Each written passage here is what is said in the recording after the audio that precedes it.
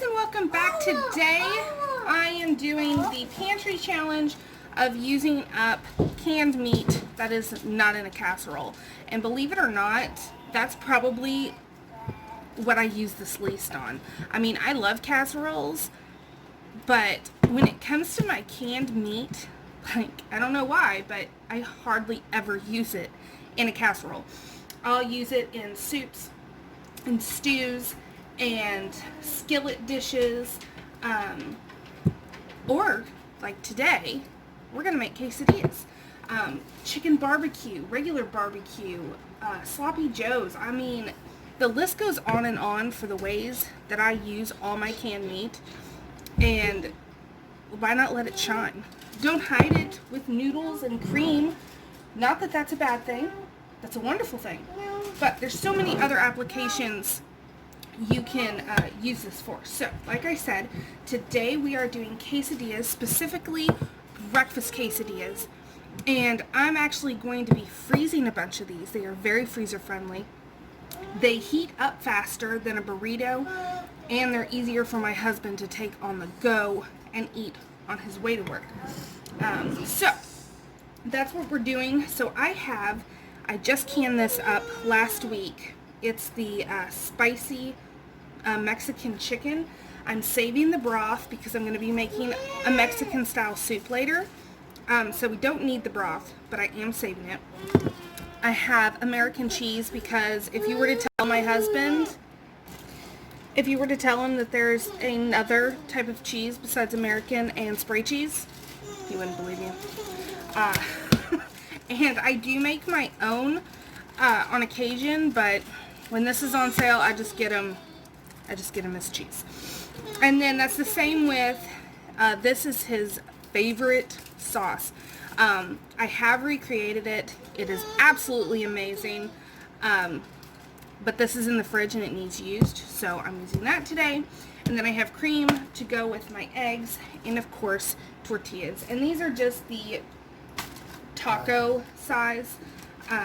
They're not the burrito size or anything like that because I want them to just fit comfortably in my pan.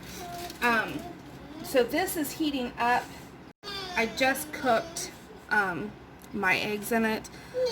So that's what that is. It's not rusting and it's not dirty. That's just where I've already cooked eggs and I'm getting ready to cook more eggs.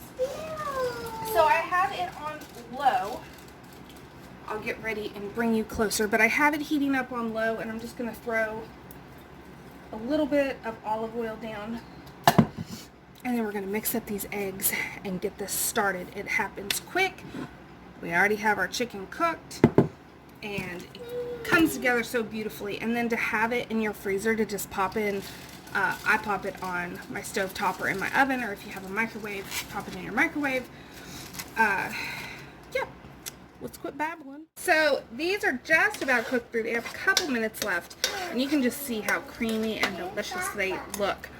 Now, I have my chicken that I just took a fork in and shredded it, and you can see that all that onion that we put in just completely melts into it. It was there when I drained it, but once you start breaking it up, it melts away. So if you like the flavor, but not necessarily the texture, don't worry about it. It goes away. And then I have all that beautiful broth, and that's going to go in a soup. So, all I'm doing, putting it right in with my eggs. You could, of course, mix this up separately, but why do that in dirty when it's going to go into the same thing anyway?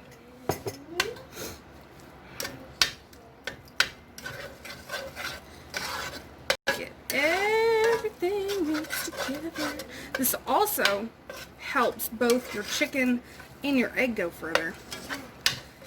If you didn't have, because that's technically only about half a pound of chicken, but you're not going to know. So it'll make your chicken go farther. And if you have an overabundance of eggs, add more eggs. And then you really won't even notice. Kill two birds with one stone. Okay, so here is our chicken and egg mixture. It is going to, well, it's going to sit and be ready to go. So in the same pan, I'm just adding a little more olive oil, just a little bit. And I turned up the heat to a good medium because I want this to get crispy. So, on my tortilla, I have his cheese. Use your cheese of choice. And then he likes his ranchero sauce. Put some of that on. And then load this as much as you want. Add 5 different types of cheese if you want to do that. This would also be good with regular canned hamburger, regular canned chicken. You don't have to use the kind that I used. Yes, baby. Good job. I just personally wanted to use it because it's amazing. It is absolutely amazing. The flavor is just phenomenal. So, like so. Flip it over like so.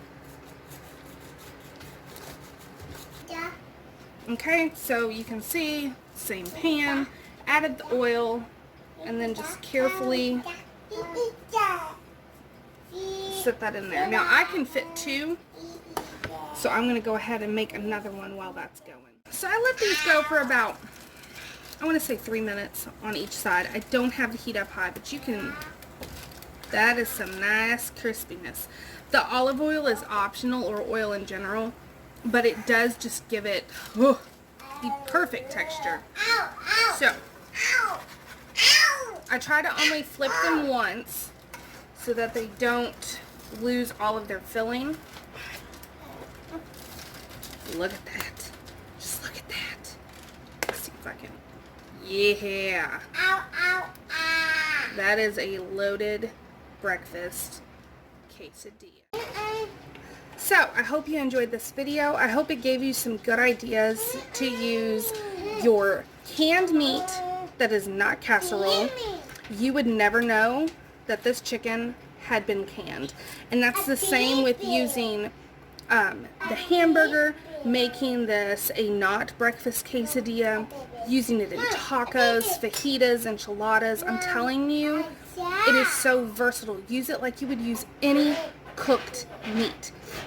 So I'm going to be coming up with some more recipes to show you guys and give you some more ideas. But for now, I will leave you with this delicious one that can go in your freezer. So I will see you guys next time. Thanks for watching.